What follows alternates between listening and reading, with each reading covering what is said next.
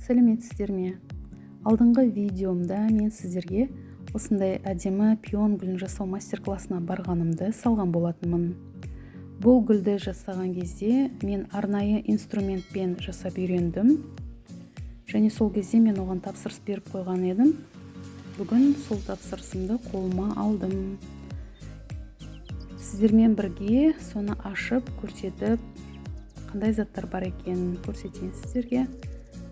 Мүмкін гүл жасайтын қыздар болса қызық болар.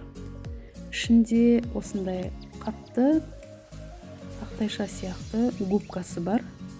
Ол бізге мына ыстық инструментпен матаны қыздыра отырып түрлі форма беру үшін керек болады. Сыртына қаптайтын осындай ақ матасын да қосып беріпті. Оны өзім тігіп сыртына қаптап қоямын. Енді негізгісі бізге осы бөлшегі тоққа қосылады, яғни бұл өте қатты температурада қызады. Басына түрлі насадкалар салынады. Температурасын реттеу үшін осындай қосымша бұрандасы бар. Және ыстық инструментті қоюға арналған осындай қойғышы бар.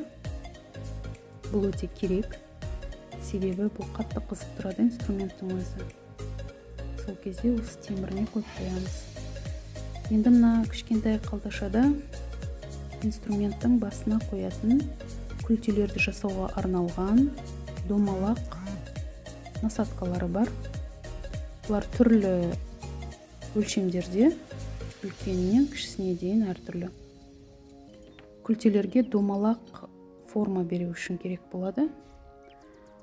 Ал мына қалташаның ішінде осы түрлі гүлдерді жасау барысында бізге гүлдің күлтелеріне түрлі сызықтар, әдемі иірімдер, иіліп тұратын жерлерін шығару үшін, неғұрлым табиғи етіп көрсету үшін осы насадкалар бізге керек болады. Мен алдағы уақытта гүл жасау барысында жұмыстарыммен қандай насадканы қолданып жасап жатқанымды сіздерге көрсетуге тырысамын. Жалпы осы тапсырысым өзіме ұнады, көңілімнен шықты, ішінде барлық заты бар, бірге келді. Видеом сіздерге пайдалы болса, лайк басуды ұмытпаңыз.